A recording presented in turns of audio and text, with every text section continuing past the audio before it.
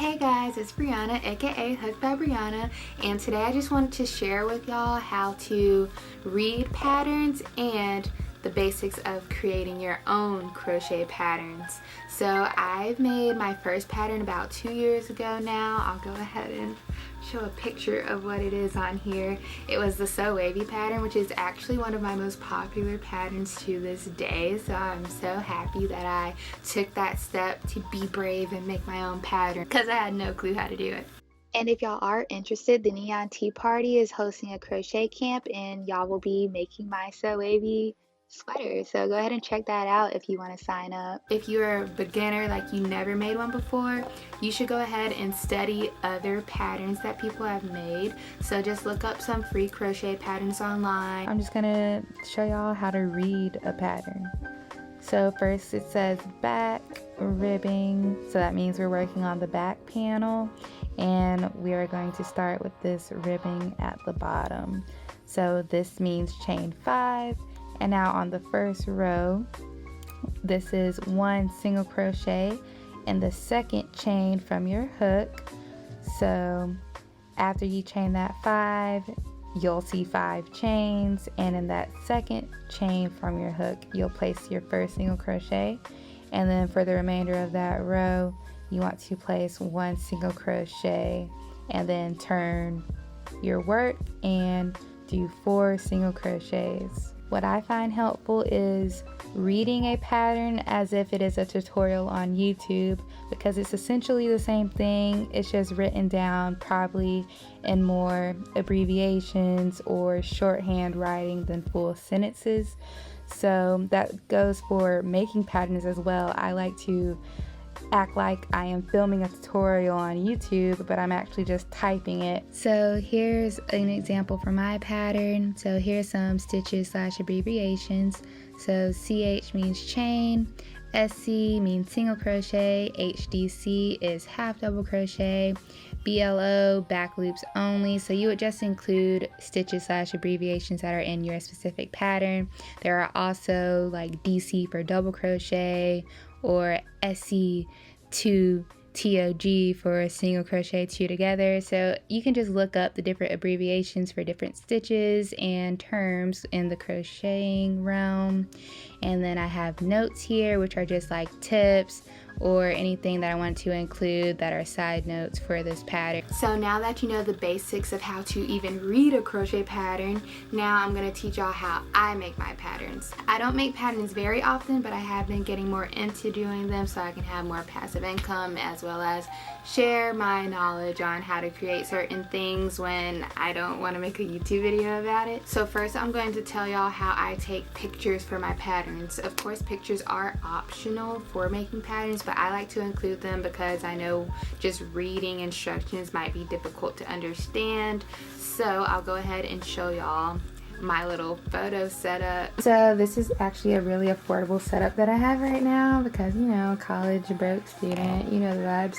But I have this little ring light. I think it was like $15 on Amazon. So yeah. And then this is literally just a white poster board. And that's not a crease, that's my shadow. But this is just a white poster board that I use for the background. And whenever I turn on the ring light, like, it doesn't look like it's just a poster board because I don't have a white table or anything. So this was a good and cheap option, and you can't tell anyways on pictures or on video because I also use this for tutorials. I would just place the item onto it and boom, snap a picture. But the ring light will be on, so I'll go ahead and turn it on. So this is what it looks like with the ring light on. So just boop, snap a picture, and then I'll just say, oh, want to know how to make ribbing? I'll snap a picture of the beginning of the ribbing and then snap a picture of the end result, and then have the instructions for said ribbing on my pattern. Now that y'all have seen the photo setup I use when creating patterns, I'm gonna go ahead and tell y'all about how I actually make the patterns. So I use Google Docs. It's basically like Office Word. You can use anything really. just as long as you can type on it and add pictures, which are optional.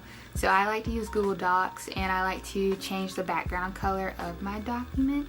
So I'll go ahead and show y'all how to do that as well. So this is how I usually lay out my patterns. So we have my cover page, which has my logo at the top, the title, and then my name and Hooked by Brianna. And then I usually have the picture of the product in the middle, and then just a thank you message, and then contact information for if somebody has any questions. For my second page, I always have my materials, stitches / abbreviations, and notes for the pattern. And I have a typo right there I need to fix. And then here's where I have my actual pattern with pictures and stuff, but I did block out the text just so, you know, my whole pattern isn't on here for free. So that's what my patterns usually look like, and I'll go ahead and teach y'all how to change the color of the background on Google Docs.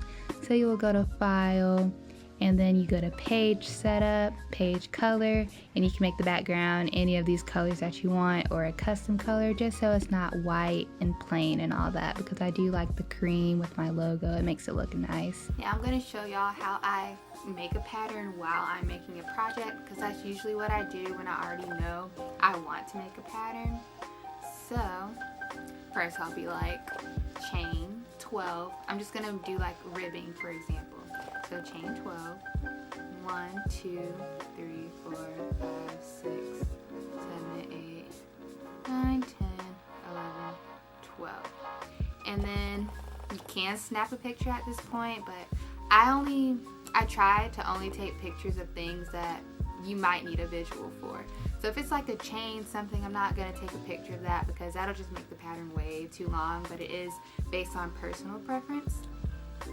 So I chain 12, and then I would say turn your work, which I already did, and then in your second chain from the hook, you're going to go ahead, place 1 single crochet, and then single crochet for the rest of the row. So that's what I would say on the pattern, which I will also have the text up on the screen just so you can see how I would type it up in a pattern. And on that same row, I will also say chain of 1 and turn your work. And then I would then say row 2 in the back loops only, which I would use the abbreviation BLO, but it's also based on personal preference. And I will also make sure I note that in this same stitch, I want to place a single crochet, because some people don't know if this counts as a single crochet or if it doesn't. So let them know that it doesn't count, or whatever your pattern is, and make sure you just specify that so there's no confusion. So then I would say place 1 single crochet in every stitch for the remainder of the row. So that's what I'm doing now. On that same row, so row 2, I will also say chain of 1, turn your work, and then I'll say row 3. And beyond, just repeat row 2. So again, I would just place 1 single crochet in every stitch in the back loops only, keep doing that. So at that point, this is a good point to snap a picture just so they know, okay, back loops only, it should be creating this ridge. So yeah, I would take a picture here probably, and then I will also take a picture once I completed as many rows as I needed so they can know what the finished product should look similar to.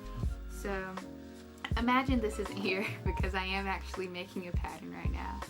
So just imagine it's the ribbing, so then I would take a picture of this ribbing and be like, this is what it should look like. So basically I would do that for every piece of my pattern. Then I will also have a construction portion showing how I construct the pieces together. Let's say it's a sweater, I would show how I connect those pieces and stuff like that. I also like to include resources, like video resources if there are any on YouTube, or if I make my own, or if somebody doesn't know how to do a decrease or increase, I would have a video tutorial linked on that pattern just in case they don't know how to do it, just so beginners do have the chance to make it as well, and that is not just for experienced crocheters. Also make sure you state whether it is in US terms, or I know UK terms is another big option because they do have like the double crochets are different Like in the US we say double crochet, but in the UK they say treble crochet.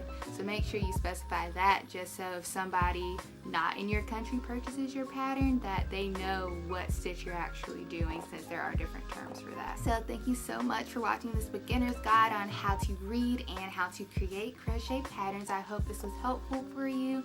And if you need any tips or have any questions about how to create your own pattern, or how to read other patterns that you purchased or that are free online or something, just go ahead and DM me on Instagram at Hooked by Brianna, and I'll be happy to help. I'll reply as soon as I can, but I am only one person, so like if it's 3 a.m., just expect a reply the next day. But thank you so much for watching this video, and peace.